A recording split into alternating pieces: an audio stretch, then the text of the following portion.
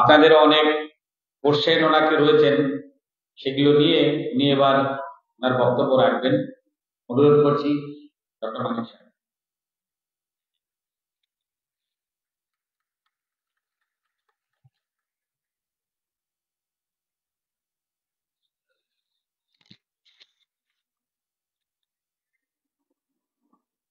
সবাইকে নমস্কার। এবং বলবো যে গুড আফটারনুন। এখানে আজকে যে প্রবুদ্ধ নাগরিক সমাজের থেকে যে এখানে আড্ডা, সেই আড্ডায় এখানে যারা ইন্টেলেকচুয়ালরা উপস্থিত আছেন তাদেরকে সর্বপ্রথম, এবং মঞ্চে যারা উপস্থিত আছেন সবাই ওনাদেরকে চেনেন এবং পরিচয়ও এখানে দেওয়া হয়েছে। সবাইকে আন্তরিক অভিনন্দন করেছেন। আমাদের এই যাদবপুর লোকসভা কেন্দ্রের যিনি প্রার্থী ডাক্তার ডক্টর অনির্বাণ গাঙ্গুলি, বহুদিন ধরে ওনাকে আমি চিনি। মাঝে মাঝে প্রথম যখন ওনার সাথে পরিচয়, ভিডিও কনফারেন্সে ওনার সাথে মাঝে মাঝে কথাবার্তা হতো, এবং এত সুন্দরভাবে একটা বিষয় উনি এত বিশ্লেষণ করতেন, আমি তখনই ওনার ফ্যান হয়ে গেছি।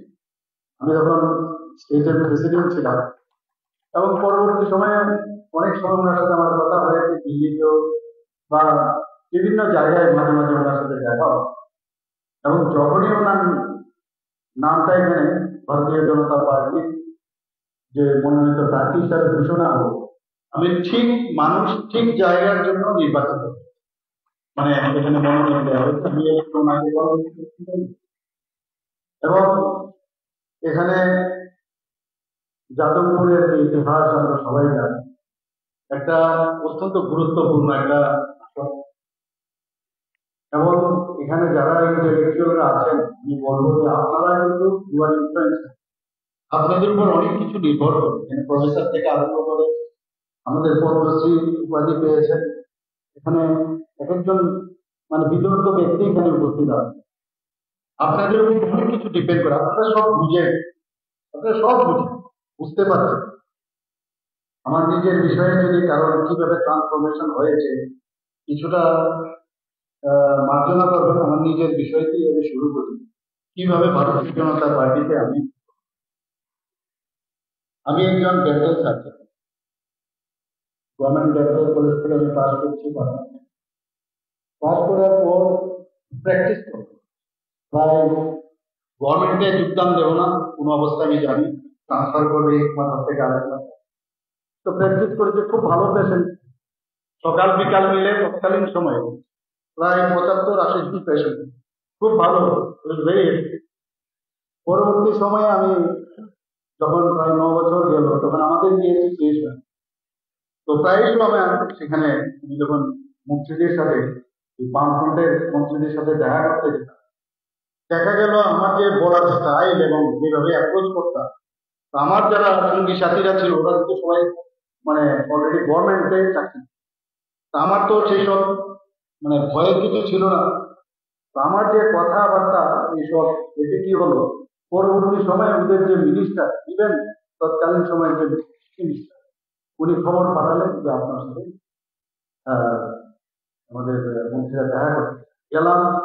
যাওয়ার পর বললেন যে এত সব ছোট ছোট সংগঠন চাই, বড় সংগঠন করুন, আমরা সর্বোচ্চভাবে আপনাকে চেষ্টা করি। আমি বললাম আমি একটা আইডিওলজি নিয়ে আমি থাকি, আমাদের সেই আইডিওলজির মধ্যে থাকি।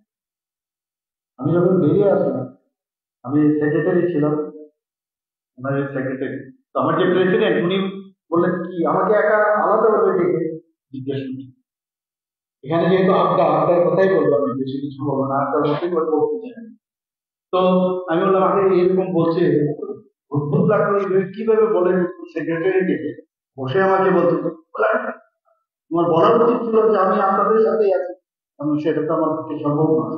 সাধারণ মধ্যবিত্ত যারা বলছেন, দাদা বলছিলেন, মধ্যবিত্ত যারা মানে যারা ডাক্তার বা যেই হোক, ওনাদের মধ্যে এরকম আপনার সাথেই আছে। আমি আগের থেকে এই ধরনের একটা মানুষ। যাই হোক, এখানে বলা হয়েছে কি বলাতে মাত্র 25 বছরের লেখক, কিন্তু আসলে 35 বছর লেখক, মাঝখানে 2 বছর মানে কংগ্রেস লেট জোট আমার ছিল। আমরা দেখেছি কি অবস্থা। পরবর্তী সময়ে আমাকে সবাই বলল তোমার চাকরিতে ঢুকতে হবে। আমি নিজে আমার যে আন্দোলনের স্টাইল এবং বলার স্টাইল, তাতে করে অনেকগুলো স্কিল আমরা সেখানে মানে ক্রিয়েট করতে পেরেছিলাম। কিন্তু আমি জয়েন করি, মাত্র আমরা 5-6 জন তখন ডাক্তার ছিলাম যারা চাকরি পাইনি।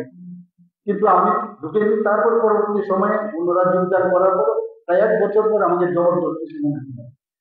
তারপর তো একের পর ট্রান্সফার করতে আছে, কত জায়গায় ট্রান্সফার কোনো হিসাব নেই। এবং পরবর্তী সময়ে আমি পোস্ট গ্রাজুয়েশন করতে যাই কিংডম মেডিকেল কলেজ লন্ডন। সেখান থেকে পিজি করে ম্যাকডোনাল্ড সার্জারিতে রয়্যাল ম্যাকডোনাল্ড সার্জারি হলাম। আসার পরে একই অবস্থা, কারণ খিচুড়ি কমিটিও যদি হয় রেসপন্সের সময়, সেখানেও আমাদের লোক এরকম একটা অবস্থা আছে। এখানে ক্লাবের কে প্রেসিডেন্ট কি হবে, সেখানেও আমাদের লোক এরকম একটা অবস্থা আছে। তো সেই জায়গায় দাঁড়িয়ে আমি আমার সবসময় একটা ইচ্ছে ছিল যে কোনো ধরনের সংগঠন হবে, ক্লাব হবে, অ্যাসোসিয়েশন হবে, সেখানে সবার বলার অধিকার থাকা উচিত। কেন একটা পার্টিকুলার পার্টির প্রতি তাদের সমর্থনে কেন হবে, এটা নিয়ে আমার ভাই বরাবরই উচিত। যাই হোক, আমি মেডিকেল কলেজে যোগদান দিলাম পরবর্তী সময়। সে মেডিকেল কলেজে অ্যাসিস্ট্যান্ট প্রফেসর আমি পেলাম। গভর্নমেন্ট কলেজে আমাকে দেবে না আমি জানি, সেটা গভর্নমেন্ট রান একটা society medical college. Assistant professor থেকে অ্যাসোসিয়েট প্রফেসর হলাম, ভালোই চলছিল। এমসিএ এর যে গাইডলাইন সেই অনুযায়ী ভালো ভালো অপারেশন করছি, বড় বড় অপারেশন করছি, সব ঠিক আছে, আমার পেপারও ছিল, সব ছিল। হঠাৎ করে দেখা গেল ওখানে যখন আমরা 10 ডাউন করেছিলাম মাত্র ½ জন্য, এরপরে আবার ওদের সেনাদৃষ্টি আমাকে পরের দিন আমাকে কি হলো, আজকে আমি অ্যাসোসিয়েট প্রফেসর স্টুডেন্ট পড়াচ্ছি, পরের দিন আমাকে অ্যাসিস্ট্যান্ট প্রফেসর বানিয়ে। আমি ভাবলাম কি হলো, গেলাম হাইকোর্টে, সেখান থেকে আর এখানে উকিল বাবুরা আছেন, আমরা জানেন কি অবস্থা হয়, মশার কামড় খেতে হয়, গিয়ে বসে থাকতে হয়। তো যাই হোক, তো অনেক কিছুই হলো না। ট্রান্সফার তো হবে, আগে ট্রান্সফার হয়ে এবার অ্যাসোসিয়েট আবার দিল আমাকে। অ্যাসোসিয়েট থেকে প্রফেসর দেবে না, তার জন্য আমার ফাইট। তারপরে সেটা দিল। আর বাই দিস টাইম তৎকালীন যে মুখ্যমন্ত্রী ছিলেন বামফ্রন্টে, উনার কাছে ত্রিপুরা তো একটা ছোট জায়গা, তো কোনো না কোনো ভাবে সবার সাথে ফ্যামিলির মতো একটা রিলেশন থাকে। উনাকে নিমন্ত্রণ করতে যখন গেল, তখন উনি বললেন আপনার ডাক্তারবাবুর কি খবর টবর? ও তো আছেই, ভালোই আছে। তো আচ্ছা, তো ঠিক আছে। তো বলে যে উনি তো যেভাবে কথাবার্তা বলেন আর যেভাবে ওনার অ্যাপ্রোচ, তো সাংঘাতিক। তো বলবেন ডাক্তারবাবুকে, উনি ভালো ডাক্তার, ভালো মানুষও ভালো, কিন্তু উনি অপোজিট বলেন। আমি অপোজিট বলেন লোক, আমি তখন কোনো পার্টিও করতাম না, কিন্তু এদের এগেনস্টে ছিলাম বরাবর সব চাই। কারণ ছোটবেলা থেকে আমি দেখেছি আমাদের প্রচুর ছোট ছোট কলকারখানা ছিল, জিন্দাবাদ জিন্দাবাদ করতে করতে সমাপ্ত, যে কলকারখানাগুলো বন্ধ করে দিল। আমি ছোটবেলা থেকে দেখেছি, এবং এই আপনার এই আন্দোলনের নামে গুন্ডাদের জেলে দেখেছি, লেবার দিবস কে যাওয়া, আর যারা নেতা যারা ছিল কেনে আনতে তুলে কলা গাছ হয়। আর যারা এই যে কর্মচারীগুলো সবগুলো না খেয়ে খেয়ে অনেক লোক তো মারাই গেছে, সেগুলো আমি দেখেছি। একটা বিদ্বেষ বরাবরই খুঁজছিলাম কোথায় যাওয়া যায়, কি করা যায়। যখন বললো যে উনি তো অপোজিট করলেন লোক, তো আমাদের বলবেন ডাক্তার, একবার একটা কনফারেন্সের মধ্যে মুখ্যমন্ত্রী এসেছিলেন। তো আমি বললাম, উনি বলছিলেন ওই মুখ্যমন্ত্রী যে ভালো মানুষ হলে হবে না, ডাক্তার ইঞ্জিনিয়ার প্রফেসর হলে হবে না, ভালো মানুষ হতে হবে। আমি আমার বন্ধুকে জিজ্ঞেস করলাম ভালো মানুষের অর্থটা, বলে ভালো মানুষের অর্থটা হচ্ছে সিপিএম করতে হবে, তবেই ভালো মানুষ। মানে অদ্ভুত। তখন যখন এই ঘটনাটা শুনলাম, ঠিক আছে, অপোজিট করে লোকে যখন ওই ভারতীয় জনতা পার্টি থেকে জয়েন করলাম 2016-তে, বেশি লম্বা না, কিন্তু 2016-তে আমি বিজেপিতে জয়েন করলাম। প্রথমে জয়েন করার পর আমাকে বলা হলো যে আপনি বিস্তারক হতে হবে। আমি বিস্তারক এটা কি জানাই, বিস্তারক করতে হলো, বিস্তারক এই হতে হবে। গেলাম একদিনের, আমাদের এমএলএ সাহেব এখানে আছেন, উনার এরিয়াতেই গেলাম, সোনামুড়াতে, তারা এখানে বলছিলেন উনার এখানে। সেখানে গিয়ে আমি প্রথম দিন আমার অভিজ্ঞতা হলো, একটা মাইনরিটি সম্প্রদায়ের একটা ছেলে বন্দে মাতরম ভারত মাতা কি জয়। আমি তখনই বুঝে গেছি এদের টাইম চলে এসছে, কমিউনিস্টরা থাকে। এখানে যে প্রশ্নে আমার কথা বলার মধ্যে অনেকের প্রশ্নের উত্তর আপনারা পেয়েছেন। যে সেখান থেকে যখন আসলাম আমাকে তারপর দেওয়া হলো পৃষ্ঠা প্রমুখ ইনচার্জ, সেটা কি আবার পেজ প্রমুখ, পান্না প্রমুখ, সেটাও পড়াশোনা করতে হলো। ডাক্তারিতে যতটুকু না পড়াশোনা করেছি, এর চেয়ে বেশি এই রাজনীতির জগৎ আমার ডেইলি পড়তে হয়। এক একবার এক একটা মাল্টি ডাইমেনশন, মানে ডেইলি নতুন নতুন জিনিস এখনো পড়তে হয়। তো যাই হোক, এটা পড়লাম এবং এত বেশি পড়লাম যে দেখা গেল আমি মাস্টার হয়ে গেছি। তো যেটা বলা হচ্ছিল যে কিভাবে সিপিএম এর ওরা বুঝতেই পারে, সিপিএম এর ওরা পৃষ্ঠা প্রমুখ, ওরা বুঝতেই পারেনি এটা কি জিনিস। ওরা সারা ত্রিপুরাতে আমি ঘুরেছি, আমার এখানে অনেক কার্যকর্তারা এখানে আছেন, ওরা দেখেছে কিভাবে ওদের এখানে আমি গেছি। আমি ট্রেনে করে গেছি, কখনো নিজেই গাড়ি ড্রাইভ করে, একটা গাড়ি ছিল আমার, ড্রাইভ করে করে চুপচাপ বেশি লোক আমি নিয়ে যেতাম। যখন যে কাজটা দিত খুব সিরিয়াসলি আমি করি। সেখান থেকে পৃষ্ঠা প্রমুখ ইনচার্জের পর আমাকে বললো আপনি এবার মেম্বারশিপ ড্রাইভ আপনার দিতে হবে। আমি বললাম ঠিক আছে, মেম্বারশিপ ড্রাইভ এটা কি? খুঁজে টুজে দেখলাম যে 1,24,000 মাত্র আমাদের মেম্বার আছে, অফলাইন এবং অনলাইন। তার থেকে আমাকে বললো আপনার টার্গেট কত? আমি বললাম 3 লাখ। আর 3 লাখ আপনি বানিয়ে দেবেন, যেটা হয়। তো 3 লাখের জায়গায় সমস্ত যে আমাদের প্রযুক্তিকে ব্যবহার করে সবার সাথে যখন যোগাযোগ করলাম, 3 লাখের জায়গায় প্রায় 6.25 লাখ আমরা মেম্বারশিপ ত্রিপুরাতে বানিয়ে দিই। সেটা একটা মানে মানুষ এবং যে কেন্দ্রীয় নেতৃত্ব তারা খুব ভালোভাবে নেওয়ার পর সেখান থেকে আমাকে বলা হলো যে আপনাকে এবার ত্রিপুরা প্রদেশ বিজেপির সভাপতি হবে। হয়ে গেলাম সভাপতি। সভাপতি কি কি কাজ সেটাও দেখলাম, করলাম। করার পর তারপর বললো না, প্রায় 2.5 বছরের মধ্যে সভাপতি ছিলাম। সেখান থেকে বললো যে আপনাকে রাজ্যসভায় দেবে। আরে রাজ্যসভায় গেলাম, রাজ্যসভায় 3 দিন ছিলাম। আপনি জানেন হ্যাঁ, গাঙ্গুলি জানেন। তো 3 দিনের প্রথম দিন আমি যে ওট নিলাম, নেওয়ার পর সেকেন্ড ডে বললো যে আপনাকে বলতে হবে কিসের উপর। আমাদের ত্রিপুরার যারা ট্রাইবেল আছে, ট্রাইবেল আমাদের 19টা জাতি আছে, ট্রাইবেল জাতি গোষ্ঠী। এর মধ্যে একটা ট্রাইবেল গোষ্ঠী আছে জার্মান কমিউনিটি, তাদেরকে নিয়ে আপনার বলতে হবে বিল পাস। আমি জানতামই না, বললো আপনার কাছে 1-1.5 ঘন্টার সময় আছে, আপনি খবর নিন সব। সেটা নিয়ে আমি বলেই দিলাম। বলার পরে যখন আমি বলছি, তো বলার পরে হঠাৎ করে দাম দিকে দেখি একজন বলছে খেলা হবে, খেলা হবে। কি হলো? আমি তো বলার জন্য বলি যে খেলা হবে, খেলা হবে, অদ্ভুত এরকম তার দেখিনি। দেখলাম ওই সন্তোষ মোহন দেবের যে মেয়ে, উনি বলছেন খেলা হবে, খেলা হবে। আমি তো অবাক হয়ে গেলাম। যাই হোক, তো এইসব ঘটনা। তারপর 3 দিনের পরে আমাকে আসতে হলো, মুখ্যমন্ত্রী বানিয়ে দিল। মুখ্যমন্ত্রীর পরে আমি তো তখন এমপি, সভাপতি, মুখ্যমন্ত্রী। তো এ তো হবে না, এর জন্য মুখ্যমন্ত্রীর জন্য আবার এমএলএ সিটের কম্পিটিশন করতে হবে, মানে নির্বাচন লড়তে হবে। লড়লাম, জিতে গেলাম, বেশ ভালো করে জিতলাম। জেতার পরে সবাই বললো যে, কারণ যে যিনি ওখান থেকে প্রায় 5 বারের এমএলএ ছিল, আমাদের পার্টিতেও এসেছিল, কিন্তু পরবর্তী সময় কংগ্রেস থেকে সে, তার এগেন্স্টে আমার প্রথমবার জীবন। আমি বুঝতেও পারিনি যে, এখনো মাঝে মাঝে অবাক হয় আমি কি সত্যি কোনো বিধায়ক কিনা, আমার মাঝে মাঝে বুঝতেও পারি না। মুখ্যমন্ত্রী তো দূরস্থ, আমি বুঝতেও পারি। মানে আমার বলার অর্থটা হচ্ছে যে, যখন এই কাজটা যদি আমরা করি, এখন মুখ্যমন্ত্রী হয়েছে। আমি একটা উদাহরণ আপনাদের বলবো। আমার একজন দিল্লির, আমাদের নামটা বললাম না, একজন আমাকে বলেছেন, যখনই আপনি ফ্লাইটে বা ট্রেনে আপনি চলবেন, পাশের যে ভদ্রলোক, ওনাকে আপনি জিজ্ঞেস করবেন আপনার নামটা কি।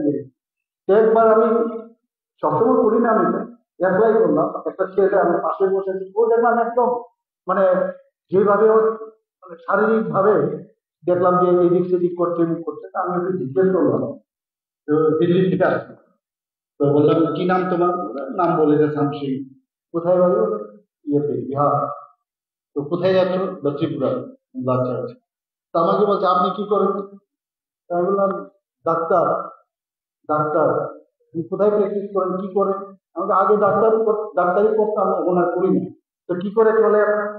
আমরা এখন রাজনীতিতে আমি চলে এসেছি। আচ্ছা, রাজনীতি? কোন রাজনীতি, কোন পার্টি? বিজেপি। ও আচ্ছা আচ্ছা।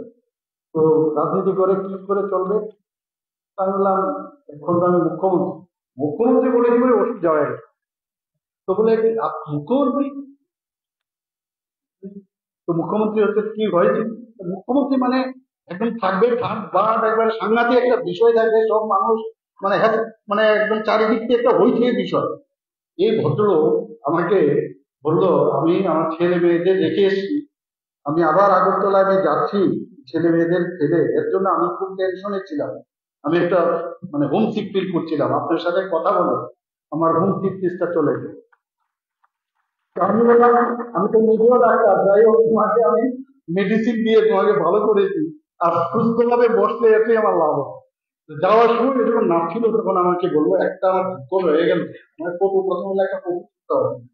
তো আমি তুলো ফটো তুলবো, যে আমার একটা মানে আফসোস থাকবে যে মুখ্যমন্ত্রীকে আমি না চিনে মুখ্যমন্ত্রীকে জিজ্ঞেস করছি আপনি কে, এটাই আমার আফসোস থাকবে। এই এই যে বিষয় আমি বলছি। তো যাই হোক, এই মুখ্যমন্ত্রীর পরে দ্বিতীয়বার আবার আমাদের লড়াই করতে হলো, সেখানে আমার দ্বিতীয়বার মুখ্যমন্ত্রী আমাকে মানে বানানো হলো। আপনারা সবাই জানেন ত্রিপুরার কথা। দেখুন, আমি যেটা ত্রিপুরাতে কি হচ্ছে একটা মোটামুটি একটা আইডিয়া আপনাদের দিলাম যে কিভাবে যেহেতু যে জায়গায় থাকুক, আমি জানি যে মানুষ এখন ভারতীয় জনতা পার্টি মোদীজি আসার পর 2014 আগে নিশ্চয়ই আপনাদের মনে আছে, এই দেশ টিকবে কি টিকবে না এরকম একটা অবস্থা ছিল। কিন্তু মোদীজি এসে কিন্তু দেখিয়ে দিল যে দেশ কিভাবে চালাতে হয়। কারণ ওনার কাছে যে পরীক্ষাটা আছে সেটা হচ্ছে এই গুজরাট 13 বছরের যে উনি যেভাবে এক্সপেরিমেন্ট করেছেন, সেখান থেকে ওনার মধ্যে সেই মানে এক্সপিরিয়েন্সটা ডেভেলপ করাতে উনি খুব যেভাবে এসছেন সেটা আমরা দেখতে দিই। তা আমরাও তখন সবাই জয়েন করলাম। এখানে দেখুন, আইন শৃঙ্খলাটা হচ্ছে সবচেয়ে বড় বিষয়। আমি মুখ্যমন্ত্রী হওয়ার পর প্রথম যে আমার প্রায়োরিটি সেটা হচ্ছে আইন শৃঙ্খলাকে ঠিক রাখা, আইনের শাসন খুব প্রয়োজন। মানুষ বেশি কিছু চায় না, শান্তি সম্প্রতি এটাই চায়, আর কিছু চাই না। এটাকে যদি ঠিকভাবে অ্যাড্রেস করা যায়, আপনি ধরে নিন 80% মানুষের মনে আছে। সেটা ত্রিপুরাতে আপনারা শুনে খুশি হবে যে ন্যাশনাল যে এখন যে রিপোর্ট, সেই রিপোর্ট অনুসারে আমাদের নয় ত্রিপুরাতে এখন নিচের দিক থেকে গত বছর 5ম স্থানে ছিল, এইবার 3rd পজিশনে চলে এসেছে। নট মাই রিপোর্ট, এটা ন্যাশনাল রিপোর্ট। তো কথাটা হচ্ছে এতে করে কাল কিছুদিন আগেও যেখানে যেটা হয় আমি সাথে সাথে বলি, সে আমার পার্টি হোক, যে পার্টি হোক, ক্রাইমের কোনো পার্টি হতে পারে না। ক্রাইম যারা করে তাদের কোনো পার্টি হবে না। এবং মানুষ এটাই দেখে, সেটারই করি। যারা আমার এমএলএ সাহেব এখানে আছেন, আমার পার্টির উপরে এখানে আছেন, সেটা ওদেরকে জিজ্ঞেস করি। আমি ওই দিকটাকে খুব অ্যাড্রেস করি আমাদের নিজেদের লোককেও।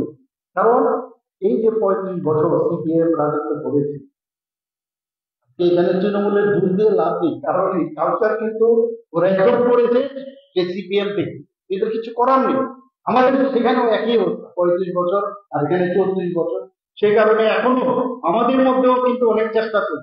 এখন আমি যদি বা আমার সরকার যদি ইন্টেলিজেন্স দেয়, আমার পার্টি যদি ইন্টেলিজেন্স দেয় যে না, ওকে মারো পিটো, ওকে যা খুশি করো, দুর্নীতি করো, এখানে কাটিং থেকে আরম্ভ করে, কাটমানি থেকে আরম্ভ করে বিভিন্ন জায়গায় যদি কোনো ইনভলভ থাকে, নেতাকে ওরা করবে এটা। তো এই জায়গাটা সাধারণ মানুষ কিন্তু জনতা জনার্দন, তারা সব জায়গায় সব কিছু, এটাকে যদি অ্যাড্রেস করা যায়, এখনো অনেক সমস্যা থাকবে। আর সমস্যার নামই আমি মনে করি, আজকে আমি কানুনটাকে বলছিলাম, সমস্যার নামই হচ্ছে মানে রাজনীতি। কিন্তু সমস্যা জিয়ে দেখে আমি দেখেছি এতদিন ধরে বহু রাজনীতিবিদ বা রাজনৈতিক দল আছে। আর আমাদের পার্টি আমরা চেষ্টা করছি, বা আমরা নিজেরা ওই যে ডাবল ইঞ্জিনের যে সরকার ত্রিপুরাতে আমরা চেষ্টা করছি সমস্যার সমাধানের মাধ্যমে যাতে আমরা রাজত্বটা করতে পারি, সেই চেষ্টা আমাদের, সেটা আমরা করছি। আমি সবাইকে বলি যে আমরা অতীতকে জানি, আমরা বর্তমানকে জানি, কিন্তু ভবিষ্যৎকে আমরা কিছু জানি। কিন্তু এই কাজ আমাদের করতে হবে যাতে সেটা বর্তমান হয়ে, সেটা ভবিষ্যৎ হয়ে, এবং সেটা অতীত হয়ে, সেটা যেন সব মানুষ মনে রাখতে পারে, সেই রকম কাজ করা উচিত। এবং দেখুন, মাননীয় প্রধানমন্ত্রী থেকে আমাদের এত কিছু শেখা। আপনি দেখুন, উনি পৃথিবীর আর কোথাও কোনো জায়গার মধ্যে মন কি বাত অনুষ্ঠান আমার মনে হয় না কোথাও কোনো রাষ্ট্রপ্রধান মন কি বাত অনুষ্ঠান করেন। এবং সব রাষ্ট্রের লোকরা বলছেন এটা কি করে সম্ভব, এই প্রযুক্তিকে ব্যবহার করে প্রতি মাসের লাস্ট সানডেতে মানুষের সাথে কথা বলে আমাদের অনেক কিছু শেখার আছে ওনার কাছে। আজকে যেভাবে আমাদের এখন ফিফথ পজিশন অর্থনীতি একদম এক লাফে 10 থেকে আমাদের ফিফথ পজিশনে চলে এসেছে, আগামী দিন তৃতীয় স্থানে চলে যাওয়ার। কারণ অর্থ যদি না থাকে, তাহলে স্টেবিলিটি যদি না আসে, কোনদিন দেশকে সমৃদ্ধির পথে নিয়ে যাওয়া অসম্ভব। আমি পশ্চিমবাংলাতে আগে আমাদের দেখুন, এখানে পার্শ্ববর্তী রাজ্য, সত্যি পার্শ্ববর্তী রাজ্য বলবো, কিন্তু এখানে ত্রিপুরার ছেলে মেয়েদের আপনি জিজ্ঞেস করবেন, আমাদের মধ্যে এক বিন্দু এই মানে অনুদান ফিলিং হয়নি যে ওয়েস্ট বেঙ্গল আলাদা, ত্রিপুরা আলাদা। বিশেষ করে বাঙালিদের ওখানে 68%, সেখানে বাঙালি, এখানে এখানে বাস। আমরা পশ্চিমবঙ্গে আছি মানে মাত্র 40 মিনিটের ফ্লাইটে মানে চলে আসে। শুধু তাই নয়, এখানে কাঞ্চনজঙ্ঘা আসছে এবং অন্যান্য যে ট্রেনগুলো আপনার পশ্চিমবঙ্গে হয়েই যায় রাজধানী থেকে সব। তো যেটা বলা হচ্ছিল যে কি ডেভেলপ হয়েছে ত্রিপুরাতে, আমাদের হীরা মডেল প্রধানমন্ত্রী আমাদের দিয়েছে, ন্যাশনাল হাইওয়ে। আমাদের একটা মাত্র ন্যাশনাল হাইওয়ে NH8 ছিল, সেই জায়গায় আজকে 6টা ন্যাশনাল হাইওয়ে। এক এক সময় অবাক লাগে যখন ওই ন্যাশনাল হাইওয়ে নিয়ে আমরা যাই গাড়ি নিয়ে, আপনারা শুনে খুশি হবেন হয়তোবা যে আমাদের দুটো মাত্র আসন সংখ্যা এটা লোকসভা। মানে সবসময় এই লোকসভার ইলেকশনে আমি 8,000 কিলোমিটার 6,000 কিলোমিটার আমি দৌড়েছি শুধু গাড়িতে, আর 2,000 আমি ট্রেনে আমি দৌড়েছি। আমি কিন্তু কোনো মানে হেলিকপ্টারও নেই সেই জায়গায়। এত কারণে কিন্তু স্মুথ কানেকশন কমিউনিকেশনে তো হয়ে গেছে, আর মানুষের সাথে ঠিকভাবে কথা বলা, আর কিচ্ছু লাগে না, কিচ্ছু লাগে না। আমি তো দেখি যেভাবে হন্ডিতম দিয়ে এখানে করে, মানে দুঃখ লাগে কেন এরকম করেনি। কারণ মানুষ পরিবর্তন চেয়েছিল, মানুষ তো পরিবর্তন চেয়েছিল, তবে আমরাও বলতাম যে একজন সত্যি একজন মানে বলবো যে যেভাবে উনি ফাইট করেছেন তো অস্বীকার করার উপায় নেই। মানে বামফ্রন্টকে হটিয়েছেন তুমি, উনার নেতৃত্বে সে সম্ভব হয়েছে। এবং ওনার যারা বিশিষ্ট লোকরা ছিল, তখন একটা টিম ছিল, সেই তাদের কারণে শেষে সম্ভব হয়েছে। মাত্র 3 বছর কালে ছিল। তারপর যাদের জন্য উনি আজকে মানে অনুমোদন করছেন, যাদের ইমপিচমেন্ট করছেন, তাদের বিরুদ্ধে আমরা দেখলাম পার্লামেন্টের কাগজ ছেড়ে ফেলে দিয়েছে, আজকে তাদেরই ফেভারে কথা বলছেন। সত্যি এখন আমাদের এই ওয়েস্ট বেঙ্গলের যে অস্মিতা, সেটা কিন্তু আবার ফিরে আনার জন্য। আর আপনারা যারা ইন্টেলেকচুয়াল আছেন, আপনারা বুঝেন আপনাদের উপর অনেক দায়িত্ব, অনেক প্রচুর দায়িত্ব। আপনাদের আসতে হবে, আর বিশেষ করে যুব সমাজকে আরো আগে আসতে হবে।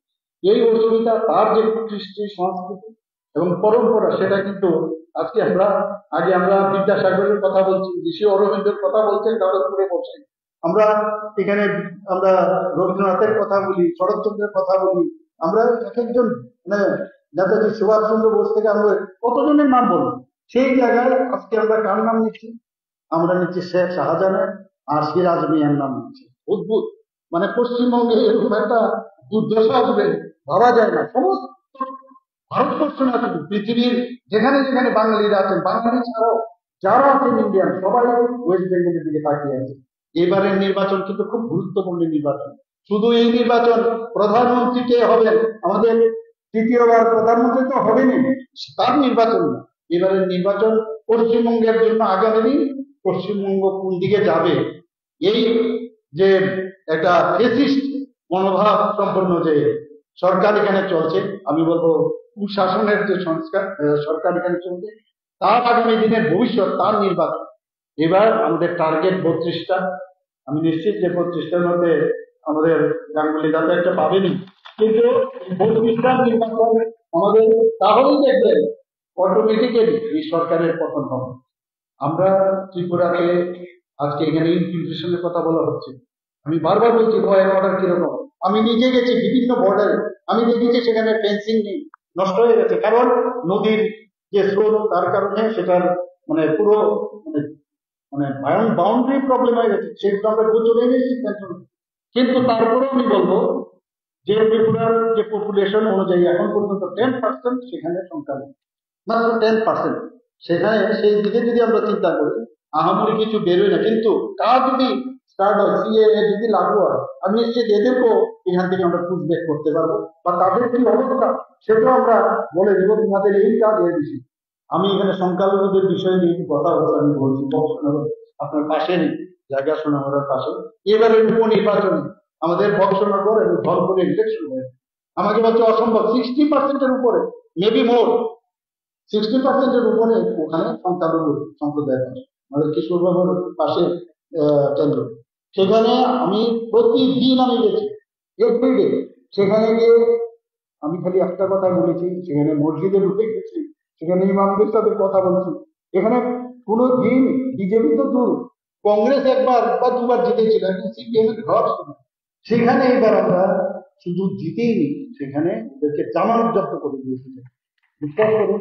এবং ভারতবর্ষের ইতিহাসে আমার মনে হয় বর্তমানে আর কোথাও এখন পর্যন্ত এরকম মানে বিজেপি জগৎ থেকে এসে এরকম মানে ঘটনার ঘটেনি। মানে ইচ্ছে করলে চেষ্টা করলো। এখন কিন্তু অনেকটা ওরা বুঝতে পারছে যে মানে ভারতের জাতীয়তাবাদী পার্টি, বিশেষ করে রাষ্ট্রবাদী পার্টির সাথে যদি যুক্ত না হওয়া যায়, তাদেরকে মানে তারা এখানে ঠিকভাবে থাকা, তারা যে গরিব গরিব ভাবছে যে গরিবই থাকবে।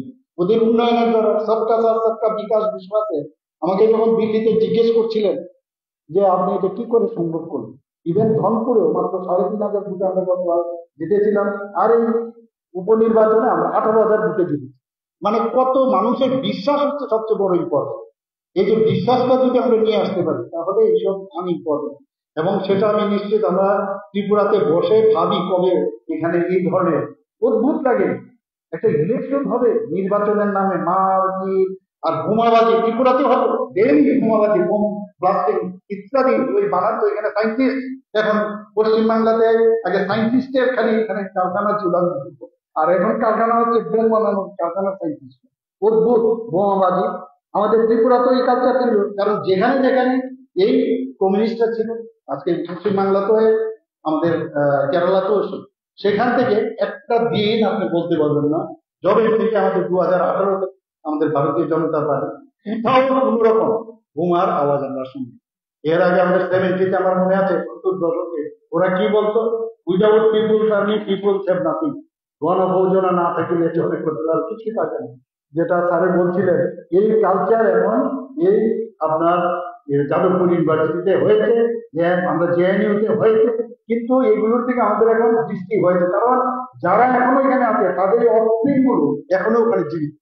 মানে আমার মনে আছে একটা আর্টিকেল আমি পড়ছিলাম, সেখানে জওহরলাল নেহরুজিকে বলছিলেন যে আরে কমিউনিস্টদের যন্ত্রণা তো আপনারা থাকতে পারবেন না, ওরা তো কাবাব মে হাত দিন। তো তিনি নামমন্ত্রী পারনা ওদেরকে এসেছিল, ওনাদেরকে ডেকে বললেন, আর্টিকেলটা পড়ছিলাম, বলে যে আরে আপনারা কেন এইসবে আপনারা থাকেন, মূল স্রোতে আছেন।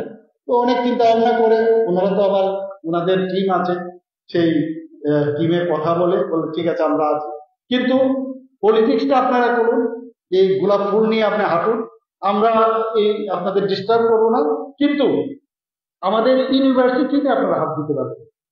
সেই আর্টিকেল আমি পড়ছিলাম, এবং তারই এখনো ধারাবাহিকতা এখনো বজায় আছে জেএনইউতে এবং এই আপনার যাদবপুর ইউনিভার্সিটি। কাজেই এদেরকে এখন আস্তে আস্তে করে জেএনইউতে আমরা চেষ্টা করছি, এখানেও হবে। এবং আমরা আবার বলছি, পশ্চিমবঙ্গে আমরা জানি যে সবসময় বলতো what Bengal things today India things tomorrow, এই চিন্তা আসতে হবে, আবার আসতে হবে, সেটাকে পুনরুদ্ধার আবার করতে হবে। এবং সেটা সম্ভব একমাত্র আপনাদের মতো বিদগ্ধ ব্যক্তি যারা আছেন তাদের পক্ষে। আপনারা ইনফ্লুয়েন্সার, এখনো মানুষকে একটু অন্তপক্ষে যেখানে সুযোগ পান 5টা লোককেও যদি, বিশেষ করে যুবক যারা আছে তাদেরকে আপনারা বলবেন।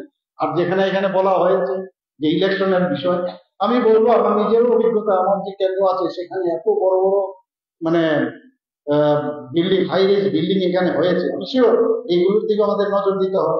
কারণ প্রার্থীর পক্ষে কোনো অবস্থায় সম্ভব নয় এই এত উঁচু মানে যে বিল্ডিং আছে সেখানে কে থাকে কোথায় থাকে, ভেরি ডিফিকাল্ট। এদেরকে লিস্ট আগের থেকে, এখন তো সম্ভব না লিস্ট বের করা, ওর আসল পরিচয় কি, সেখানকার ভোটার কিনা, সে কোন দলে কোন জায়গা থেকে এসছে, এগুলো কমিউনিকেট করে আগের থেকেই যদি ওদের মানে ফোন নাম্বার নিয়ে একদম পুরো ইন ডিটেল যেতে হবে, প্রতিটা পৃষ্ঠা প্রমুখে সেই কার্য হাত দিতে হবে। সমস্ত বুথ লেভেলে আমরা সবসময় বলি বুথ যদি শক্তিশালী হয় তবেই আমরা জিতব, এই বুথের প্রতি আমাদের নজর দিতে হবে। আমরা বলি কিন্তু করি না কিন্তু কাজ। কিন্তু আমরা দেখি যে ক্যাডার তৃণমূলের একটা সমস্যা কি, ওদের কিন্তু কোন রকম, এদের তো কোনো ফিলোসফি নেই, ওরা কিন্তু হাওয়ার মধ্যে চলছে, গায়ের জুড়ে চলছে। যত ধীরে ধীরে ওদের পায়ের নিচে মাটি সরছে ততই ওরা কিন্তু আস্তে আস্তে করে সন্ত্রাসের দিকে ওরা চলছে। যখনই দেখবেন সন্ত্রাস করছে তখনই বুঝবেন জনসাধারণের থেকে ও রাস্তার থেকে অনেক জিনিস হয়ে যাচ্ছে। এবং 10,323 ত্রিপুরাতে আমরা যারা কর্মচারীরা ছিল, মানে শিক্ষকরা ছিল, তাদের চাকরি চলে গেছে, আপনারা সবাই জানেন। সেই 10,323-এর কারণে এই সিপিএম এর পতন হয়েছে। তদ্রুপ এখানেও আমি সেটাই দেখছি। কি কথা আমি বলবো যে 25,000 যে শিক্ষক এবং তাদের যে আরো যারা এলাইন তাদের যে চাকরি গেছে, এখানেও আমি নিশ্চিত এখানেও তাদের সময় ঘন্টা বেঁচে গেছে, সেটা হবেই হবেই হবে। এবং সেই জন্যই সব মানুষ তাকিয়ে আছে আপনাদের উপর যে আপনারা কি করবেন। আমরা তো কোনো সময় উই আর অলসো তো part and parcel of you. আমি সবসময় আমাদের আলাদাভাবে ভাবতে পারি না যে বেঙ্গলের সাথে আমাদের কোনো ডিফারেন্স আছে। এবং আপনারা এখানে কতজন গেছেন আমি জানি না, যারা মানে আসবেন ত্রিপুরাতে, এত ডেভেলপ ন্যাশনাল হাইওয়ে যেটা বললাম, ইন্টারনেট আমাদের থার্ড স্ট্রংগেস্ট ইন্টারনেট আমাদের মোদিজি আমাদের দিয়েছে। রেলওয়ের কথা বলে লাভ নেই। আমার মনে আছে যখন আমরা বাইরে যেতাম পড়াশোনার সুবাদে, তখন কলকাতায় এসে বা গুয়াহাটি হয়ে সেখানে এই হাওড়াতে বসে থাকতাম, শিয়ালদা বসে থাকতাম, আমরা ভাবতাম যে বোম্বে বিটি বা দিল্লিতে বসে যে এদের বুঝে পাচ্ছি, সেখানে ওদের জন্য এই রেল। কিন্তু আজকে আপনারা দেখে আসুন আগরতলা যে রেল স্টেশন, আপনারা দেখে মুগ্ধ হয়ে যাবেন, এত সুন্দর রেল স্টেশন হয়েছে। শুধু তাই নয়, ব্রড গেজ এনেছে, একদম লাস্ট সীমানা প্রান্তিক যে সাবরুম সেখান পর্যন্ত রেল লাইন পৌঁছে যাবে। 17 থেকে 18টা এখানে এক্সপ্রেস ট্রেন চলে, 20টা রেল চলছে সেখানে। এবং বন্দে ভারতেরও অলরেডি ইলেকট্রিফিকেশন হয়েছে, সেটাও এখানে চলবে, ভাবা যায় কোনোদিন। এবং ত্রিপুরার থেকে এর মধ্যে আগরতলা থেকে ট্রায়াল রান হয়ে গেছে বাংলাদেশের মাধ্যমে, কলকাতায় এসে পৌঁছবে উইদিন 5 to 6 days, মানে 5 থেকে 6 ঘন্টার মধ্যে আপনারাও যেতে পারবেন, আমরাও আসতে পারবো। এরকম একটা সুন্দর অবস্থা এসেছে। আর যে এয়ারপোর্ট আমাদের যে হীরা মডেল আমি বলছি এয়ারপোর্ট, সেটা আপনারা যদি দেখেন, it is one of the, মানে it is suppose to be the best one in north eastern region. যদি আপনারা গিয়ে থাকবেন, এবং সেইগুলো আমরা ডেভেলপ করেছি। আমরা আরেকটা জিনিস ডেভেলপ করেছি, এখানে ডিএ নিয়ে খুব হয়েছে, হয় ডিএ দেয় না, ডিএ দেয় না। আমি 25% ভারতীয় জনতা পার্টি সরকার আসার পর 25% দিয়ে আমরা দিয়েছি। শুধু তাই না, যারা টেট যারা পাস করেছে তাদের সবাইকে আমরা চাকরি দিয়েছি। আমরা 33 রকমের যারা এখানে সামাজিক ভাতা আছে, সেই 33 রকমের ভাতায় আমরা 2,000 টাকা করে প্রতি যারা বেনিফিশিয়ারি তাদেরকে আমরা প্রায় 5 লক্ষ লোক তার বেনিফিট পাচ্ছে। আমরা মানুষের বহু লোক আছে যারা পুরোহিত আছে, তাদের বহু বছর ধরে মানে বেতনই ডাবল করে দিয়েছে। একটা উদাহরণ পুরোহিত, প্রধানমন্ত্রী যে এরকম বলছেন যে 21,000 মানে 13,000 কোটি টাকার প্রজেক্ট বিশ্বকর্মা যোজনা, এরকম আমরাও এই ধরনের যে ব্যক্তি তাদের যে বেতন যা তাদের ডাবল আমরা করেছি। অনেকটা চেষ্টা করছি মানুষের আর কিছু লাভে না, খালি ওদের সাথে যদি একটু মানে রাজনীতি করতে মোটা মোটা বইয়ের প্রয়োজন আছে, একটু মানে মানুষের সাথে ঠিকভাবে কথা বলা, একটু ভালোভাবে কথা বললেই যথেষ্ট। এরপরও থাকবে বিরোধী দলের ওরা নানাভাবে চেষ্টা করে, কিন্তু এখানের মতো হিংস্রতা অবলম্বন করে দমিয়ে রাখা, আমি বলবো সেই পথে আমরা হাঁটি না। এবং আমাদের ত্রিপুরাতে আপনি গিয়ে দেখবেন সমস্ত সিপিএম এর মানে ওদের কার্য এখানে করছে ইলেকশনের সময়, আমরা কংগ্রেসও করছে, যদিও ওরা একসাথে মিলে। এখন সিপিএম এর অফিস থেকে কংগ্রেসের ফ্ল্যাগ বেরোয়, আর কংগ্রেসের অফিস থেকে সিপিএম এর ফ্ল্যাগ বেরোয়। আপনারা সবাই জানেন অদ্ভুত এক অশুভ একটা আমরা বলেছি এখানে যোগ, তো সেইগুলো আমরা দেখছি এখন। আর সবার এখানে আমি বারবার আমাদের সরকারের তরফ থেকে এবং আমাদের যারা পার্টির তরফ থেকে আমরা বারবার বলছি, আমরা আমাদের তরফ থেকে গুন্ডাগার্দি আমাদের পার্টি না। আমরা মানে ত্রিপুরার যে ইতিহাসে এই প্রথম 2023 এত সুন্দর ইলেকশন করলাম, এই ইলেকশন হলো কোথাও কোন রকম কোন সংবাদ দুঃসংবাদ কোথাও আসেনি, এবং বিরোধীরাও বলছে খুব ভালো ইলেকশন হচ্ছে। তো এইরকম একটা অবস্থা যদি করা যায় তবে মানুষ আসলে মানুষই তো করবে। কতজন আমরা কার্যকর্তা দিয়ে তো সব ইলেকশন আপনি জিততে পারবেন না। মানুষ হচ্ছে আগে, মানুষের কাছে মানুষের হৃদয়কে স্পর্শ করা, সেটা আমরা করছি। এই হচ্ছে ট্রান্সফরমেশন অফ ত্রিপুরা। দাদা বলছিলেন যে কিভাবে আপনি ট্রান্সফর্ম করলেন। আরো অনেক আমাদের এত এই যে শান্তি থাকার কারণে এখানে শান্তি সম্প্রীতি থাকার কারণে, বিশেষ করে যারা ট্রাইবেল এদের সাথে আমাদের এর মধ্যে একটা মুভ হয়েছে। আপনারা জানেন নর্থ ইস্টে আগে তো খালি আপনারা দেখতেন খালি ওখানে ডাইনামাইট বোম এগুলি তো হতো টেররিস্ট। আজকে প্রধানমন্ত্রীর কারণে, আমাদের হোম মিনিস্টার অমিত শাহের কারণে সেখানে 11টার মতো মুভ হয়েছে। আজকে নর্থ ইস্টার্ন রিজিয়নে সবচেয়ে অ্যাক্টিভ পুলিশের মাধ্যমে যেভাবে ডেভেলপমেন্ট হয়েছে ভাবা যায় না, এবং সেই কারণে শান্তি প্রতিষ্ঠিত হয়। মাঝে মাঝে যখন নর্থ ইস্টের সমস্ত আমাদের অস্ত্রলক্ষ্মী প্রধানমন্ত্রী নাম দিয়েছে, যখন ওনাদের সাথে সব মুখ্যমন্ত্রীদের সাথে আমি বলছি, তারা বলছেন now we feel that we are all Indian, মানে as if we are all Indian. আপনি ভাবুন, একটা প্রদেশের মুখ্যমন্ত্রী উনি বলছেন যে প্রধানমন্ত্রী যে আসার পর এখন সমস্ত এই যে নর্থ ইস্টে মুখ্যমন্ত্রীরা বলছেন মনে হচ্ছে আমরা সত্যিকারের অর্থে এখন ইন্ডিয়ান। এই যে একটা ফিলিংস এসছে প্রধানমন্ত্রীর উপর, যে একটা মানুষের আস্থা।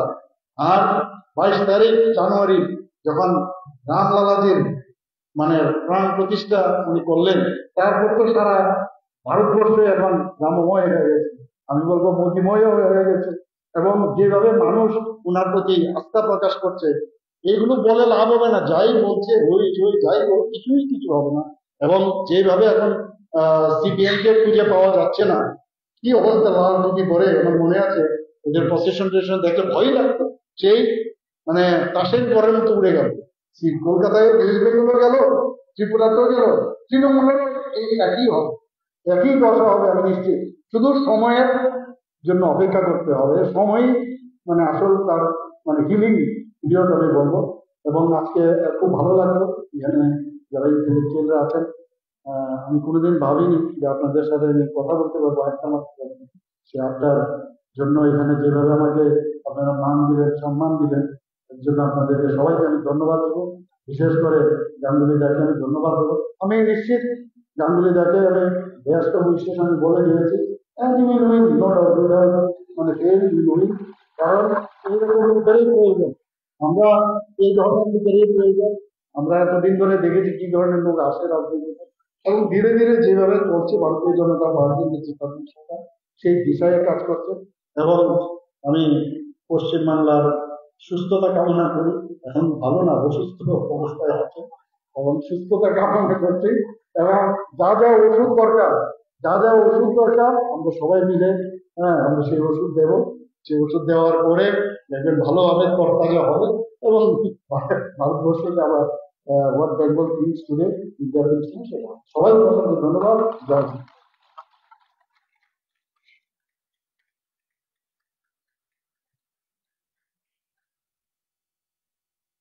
ধন্যবাদ আপনার মূল্যবান বক্তব্যের জন্য। আমার মনে হয় এখানে আমরা যারা আছি সবাই একটুখানি আলোচনা শুরু করে রাখছি।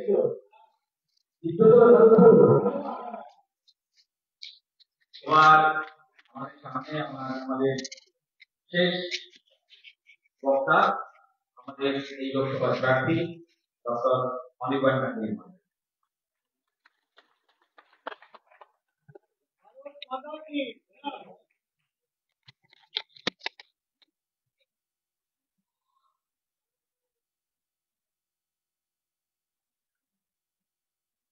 যখন আমাদের শ্রদ্ধেয় মহাশয় বলছিলেন, আমার দুটো কথা মনে পড়ছিল, আমি সেই দিয়ে শুরু করি, তারপর সৌজন্য জ্ঞাপন করব।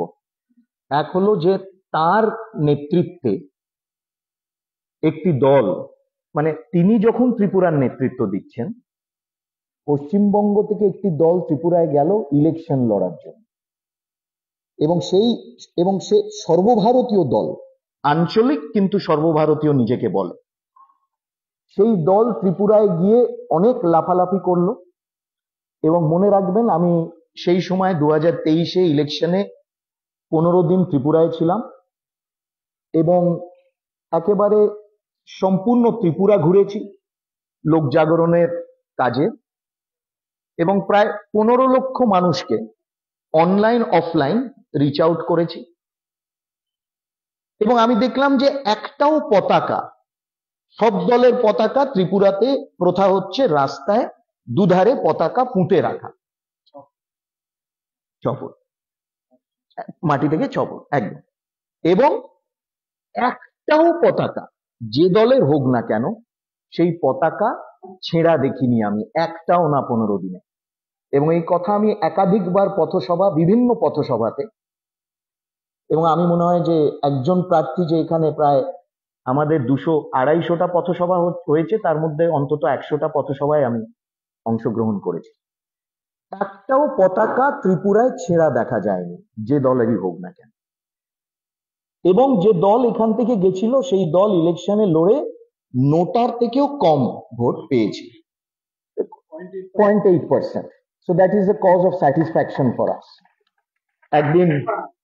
একদিন পশ্চিমবঙ্গেও সেই হবে, এবং দুটোই বাঙালি স্টেট।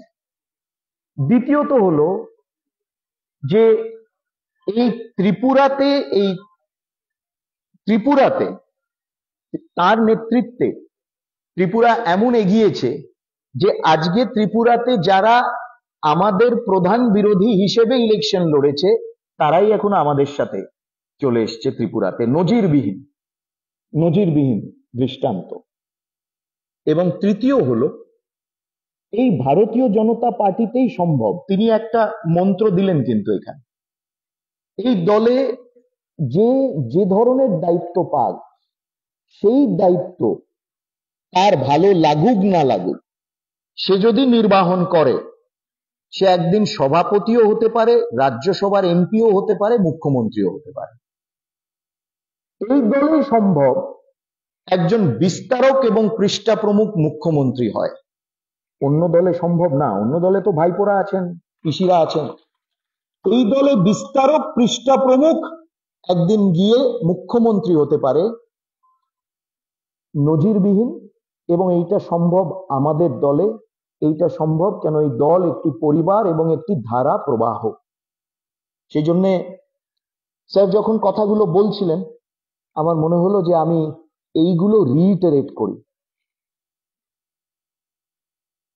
আমি খুব কৃতজ্ঞ তার কাছে, এবং তার সাথে যতবার যেখানে দেখা হয়েছে এতটাই সৌজন্যতা, এতটাই আন্তরিকতা, এতটাই ভালোবাসা যে একজন মুখ্যমন্ত্রীর কাছ থেকে একজন সাধারণ কর্মী কার্যকর্তা পাবে, এটা কল্পনাতীত।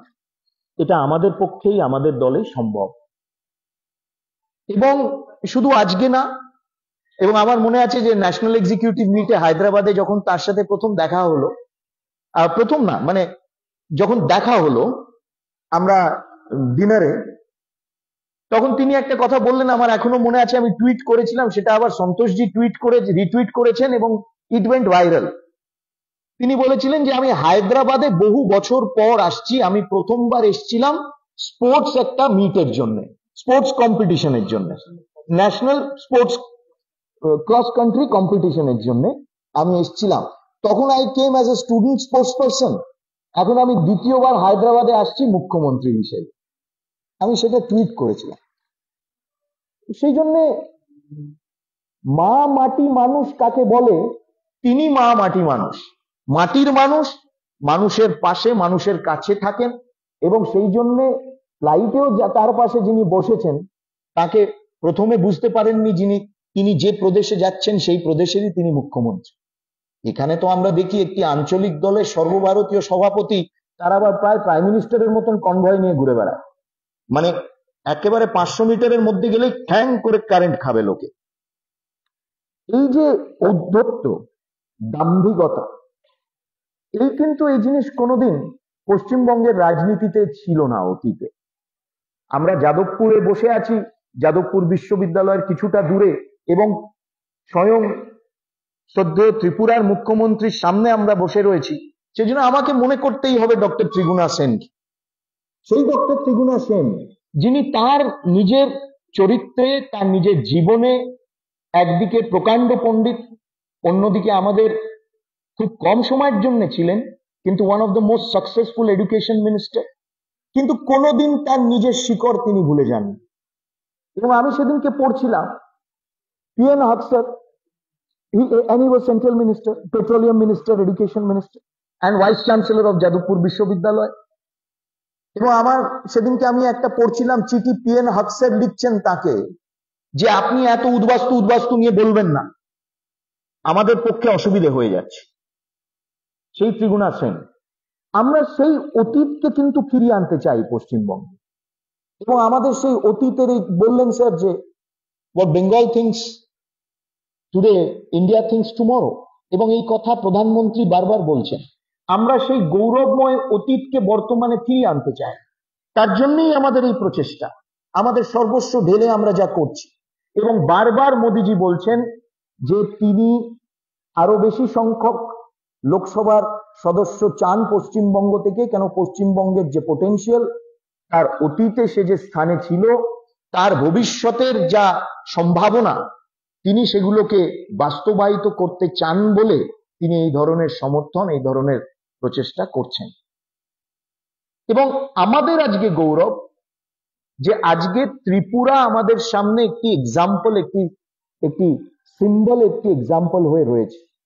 ত্রিপুরার ইতিহাস, সংঘর্ষের ইতিহাস, দেশভাগের ইতিহাস, এবং শ্যামাপ্রসাদ মুখার্জি ছিলেন বলে আমি নিজেও জানতাম না, একজন খুব বিখ্যাত, খুব বিদগ্ধ ইতিহাসবিদ, তার সাথে দেখা হলো আগরতলায়, তিনি বললেন শ্যামাপ্রসাদ মুখার্জি ছিলেন, তিনি আগরতলায় গিয়ে মিটিং করেছিলেন, এবং আমি তারপরে সেই চিঠি খুঁজে বার করেছিলাম যে আজকে ত্রিপুরা ভারতবর্ষের সাথে রয়েছে শ্যামাপ্রসাদ মুখার্জির জন্য।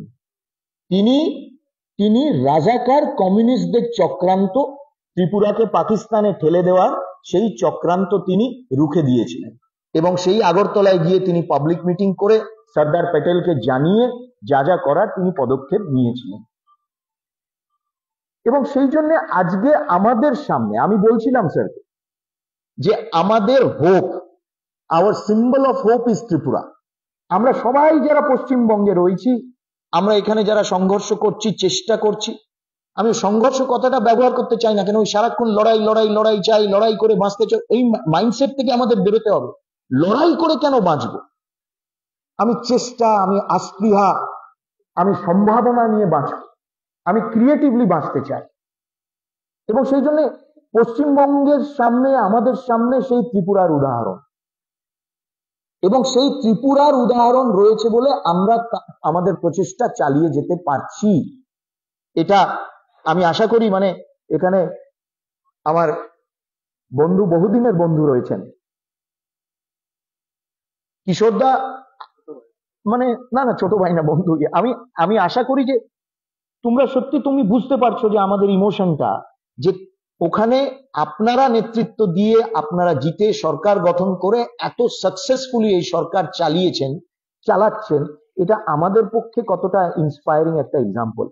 এবং যা হয় প্রত্যেক ইলেকশনে, 2023-এও হয়েছিল, হারছেন হারছেন হারছেন হারছেন, হবে না হবে না, বিজেপি আউট আউট আউট, সেই একটা ত্রিপুরাতে, সারা দেশে। কেননা ওখানে যদি বিজেপিকে হারানো যেতে পারে, তাহলে পশ্চিমবঙ্গে আবার থার্ড পজিশনে পুশ করে দেওয়া যেতে পারে। হলো না, অনেকের দুঃখ হলো, ইনস্পাইট অফ মেনি হলো না। এবং যেদিন আগরতলাতে প্রধানমন্ত্রীর শেষ সভা হলো, আমি সেদিন উপস্থিত, কি গর্জন সেই আগরতলা, কি আবহাওয়া, কি পরিবেশ। এবং সেদিনকে পরিষ্কার ছিল যে ত্রিপুরাতে আমরা জিতছি, এবং একজন ভদ্রলোক মুখ্যমন্ত্রী, যিনি খুব কঠিন সময়ের মধ্যে সেই পদ সামলেছিলেন, তিনি আবার নির্বাচিত হচ্ছেন, এবং তিনি আবার পদ সামলে ত্রিপুরাকে এগিয়ে নিয়ে যাবেন। এবং সেই জন্য আমি অসংখ্য ধন্যবাদ জানাতে চাইছি, এবং আমি বিশেষ করে সেই জন্য অনুরোধ করেছিলাম যে আপনি ত্রিপুরার মডেল, ত্রিপুরা কেন আজকে যারা ত্রিপুরাতে 35 বছর ক্ষমতায় ছিলেন, তারা আজকে আবার দেয়ালে লিখছে রুচি তারা নাকি দিতে চায়।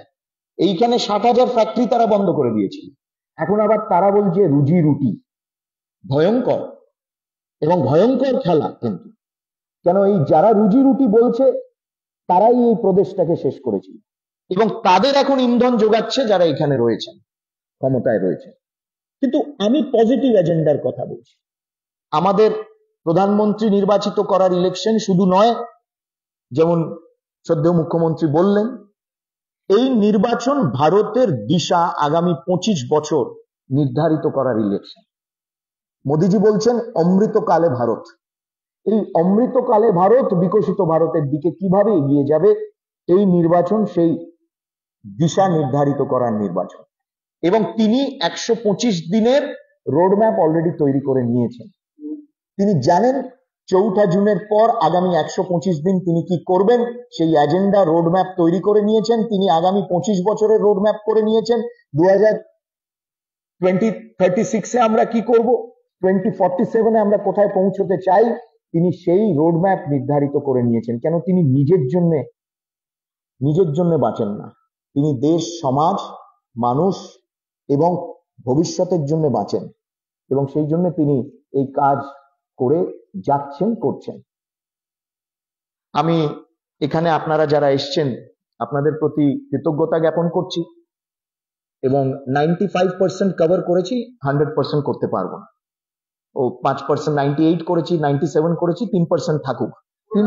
3% এবার মানুষ বুঝে নেবে, 3% মানুষ বুঝে নেবে। ওয়ার্ডে যাওয়া সম্ভব না একজন লোকসভা প্রার্থী, তাও অধিকাংশ ওয়ার্ডে আমি গেছি। এবার মানুষকে বলবো, আর 8টা দিন 7 দিন রয়েছে, আপনারা আপনার বিবেকের সাথে নিজেরা কথোপকথন করুন। আপনারা কি দেশ, কি সমাজ, কি ভবিষ্যৎ চান ভারতবর্ষের জন্য? অনির্বাণ গাঙ্গুলি আসবে যাবে, Anirban Ganguly is not a factor. আমরা হচ্ছি সব ট্রানজিটরি, কিন্তু তিনি যা করছেন এবং যা করে যাবেন আগামী 50 বছর এই দেশের দিশা, এই দেশের ভবিষ্যৎ নির্ধারিত করবে। এবং সেই জন্যে আপনারা যে আমাকে দেখেছে, 4 বার দেখেছে, 5 বার দেখেছে, একবারও দেখেনি, এবার আপনারা আগামী 4-5 দিন নিজের বিবেকের সাথে কথোপকথন করে কাকে আপনারা জেতাবেন, কাকে ভোট দেবেন, সেটা আপনারা নির্ধারিত করবেন। কিন্তু মনে রাখবেন, এই ভোট দেশের ভবিষ্যতের ভোট, এই ভোট ভারতের ভোট, এবং আমরা বলি ভারত বিশ্বগুরু, এই ভোট সেই ভারতকে বিশ্বগুরুর আসনে বসানোর ভোট। এইটুকুই বলতে চাইছিলাম। আমি অশেষ কৃতজ্ঞতা জ্ঞাপন করতে চাই যাকে আমি খুব অ্যাডমায়ার করি এবং তাকে খুব শ্রদ্ধা করি এবং অন্তর থেকে শ্রদ্ধা করি, এবং এই শ্রদ্ধা কোনো রাজনৈতিক পরিবেশের শ্রদ্ধা বা সৌজন্য না, জেনুইনলি আমি যাকে খুব শ্রদ্ধা করি, অ্যাডমায়ার করি, ত্রিপুরার শ্রদ্ধেয় মুখ্যমন্ত্রী ডক্টর মানিক শাহ মহাশয়, তাকে অশেষ কৃতজ্ঞতা জানাচ্ছি। আমার কৃতজ্ঞতা বন্ধু এবং ভাই এবং নির্বাচিত বিধায়ক, ত্রিপুরার অনেক পরিশ্রম করে নির্বাচিত হয়েছেন শ্রী কিশোর বর্মন। তিনি অপরিচিত মুখ নয় পশ্চিমবঙ্গে, আপনারা অনেকে তাকে চেনেন। তাকে আমি ধন্যবাদ জানাচ্ছি, এবং বিশেষ ধন্যবাদ জানাচ্ছি আমাদের জেলা সভাপতি মহাশয় অধ্যাপক মনোরঞ্জন জোয়ারদারকে, যে তিনি এই সুন্দর একটি পরিবেশ এবং এই পরিচালনা করেছেন। এবং আমার শ্রদ্ধেয় শঙ্কর শিকদার মহাশয়, লোকসভার ইনচার্জ, তাকেও ধন্যবাদ জানাচ্ছি। এবং সবাই যারা এখানে আছেন, এটা ফর্মাল ভোট অফ থ্যাঙ্কস না, আমি এমনি ধন্যবাদ জানাচ্ছি, কেননা আপনারা সবাই এখানে এসছেন, মূল্যবান সময় দিয়েছেন। এবং বিশেষ করে যারা ত্রিপুরা প্রদেশ থেকে এসছেন, ত্রিপুরার রাজ্য নেতৃত্ব যারা এখানে আছেন, অক্লান্ত পরিশ্রম যারা করছেন, 45 ডিগ্রিতে গরমে ঘুরে ডোর টু ডোর করছেন যারা, এবং ভোটার স্লিপ যাচ্ছেন। নারায়ণদা চলে গেলেন, আমার উত্তরগুলো শুনলেন না। ভোটার স্লিপ যাওয়া শুরু করেছে। এই পরিস্থিতির মধ্যে দিয়ে এবং এই সংগঠনের স্ট্রেংথ নিয়ে যতদূর সম্ভব ভোটার স্লিপ পৌঁছানো হচ্ছে, সেই কাজ শুরু হয়েছে। অনেক জায়গায় পৌঁছেছে, অনেক জায়গা বাকি আছে, সেখানেও পৌঁছবে আগামী দিনে। আপনাদের সবাইকে অনেক ধন্যবাদ এবং কৃতজ্ঞতা। নমস্কার।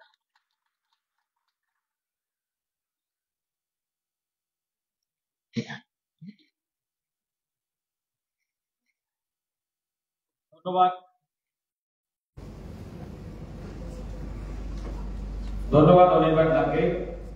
আমরা আমাদের এই বৈঠকের একদম শেষ, আমি অনুরোধ করব সবাইকে উঠে দাঁড়ানোর জন্য। আমরা জাতীয় সঙ্গীতের মাধ্যমে আজকে আমাদের এই সভা শেষ করব। জন গণ মন অধিনায়ক জয় হে ভারত ভাগ্য বিধাতা। पंजाब सिंध गुजरात मराठा द्राविड़ उत्कल बंग विंध्य हिमाचल जमुना गंगा उच्छल जल